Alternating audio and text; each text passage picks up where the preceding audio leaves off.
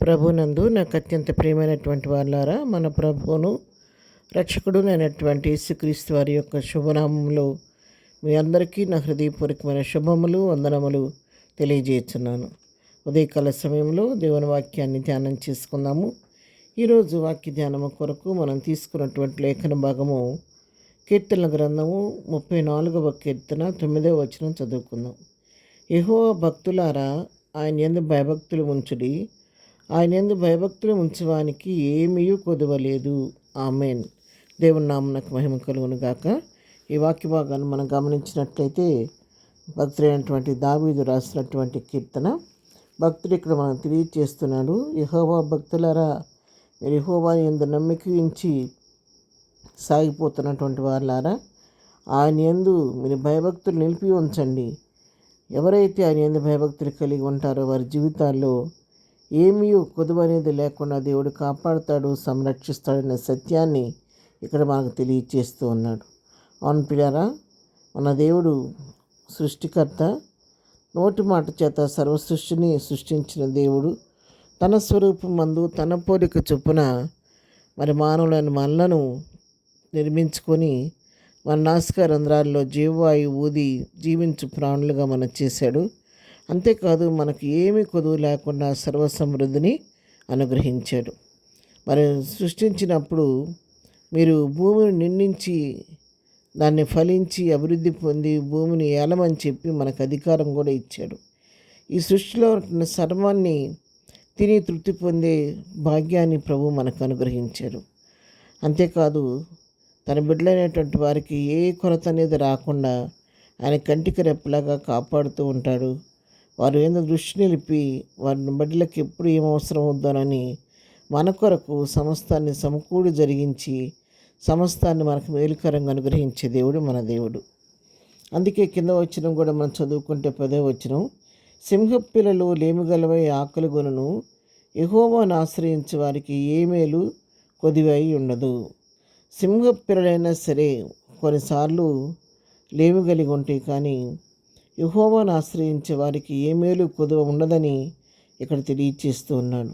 సింహము అడవికి రాజు అయినప్పటికి కూడా కొన్నిసార్లు తనకు దొరకవలసినటువంటి వేట అందకపోవటం వలన తను పస్తుండాల్సిన పరిస్థితి, తనతో పాటు తన బిడ్డలకు కూడా మరి తన పిల్లలు కూడా సింహ పిల్లలు కూడా లేమితో ఆకలితో అలమటిస్తూ ఎదురు చూసే పరిస్థితులు ఎదురవుతూ ఉంటాయి. కానీ రారాజు బిడ్డలమైన మనకు, ఆయన ఆశ్రయించిన మనకు దేవుడు ఏ కొదువ రానియకుండా మనం సంరక్షిస్తూ కాపాడే దేవుడై ఉన్నాడు.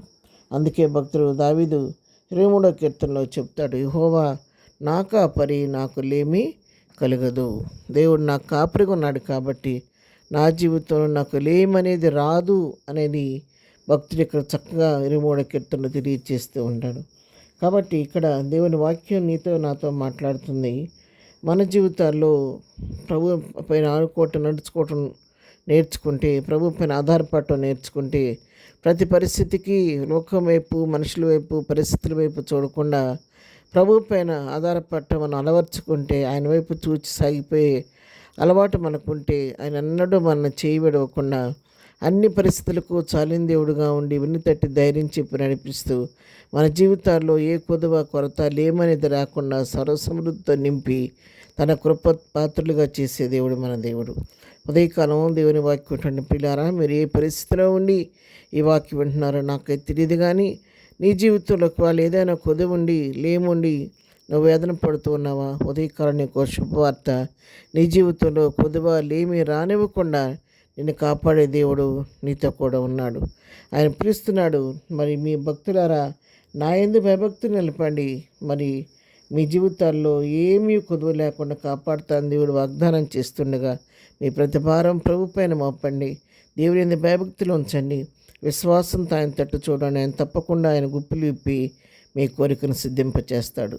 ప్రార్థన. ప్రేమ కలిగిన తండ్రి, పరిశుద్ధుడా, నీ కొందనాలు ఉదయకాలం మాకు ఇచ్చిన శ్రేష్టమైన వాక్య భాగాన్ని బట్టి నీకు వందనాలు తండ్రి. మా జీవితాల్లో ఇంతవరకు పోషిస్తూ వచ్చిన దేవుడు ఇక ముందు కూడా ఏ కొరత లేకుండా మీరే పోషించమని నీకు అప్పగించుకుంటున్నాము నాయన. ఈ దినం మేము చేయ పని పాటలో రాకపోకల్లో క్షేమం దయచేయండి. దినం బర్త్డే మ్యారేజ్లో చేసుకున్న బిడ్డలను దీవించండి, ఆశీర్వదించండి, బలహీనలు ముట్టండి, దుఃఖం నుండి వారిని ఓదార్చండి, సమస్య నుండి వారిని విడిపించండి. ఈ దినం మేము చేయ పనులన్నింటిలో మాకు జయం కలుగు చేయండి అనే విధాలు మీరే సహాయం చేసిన కృప పాత్రలుగా చేయమని యేసునామములో ప్రార్థించడి పొందుకొని ఉన్నాము తండ్రి. ఆమెన్. ప్రభు కృప సదాకాలం మనందరికీ తోడై నడిపించునుగాక. ఆమెన్.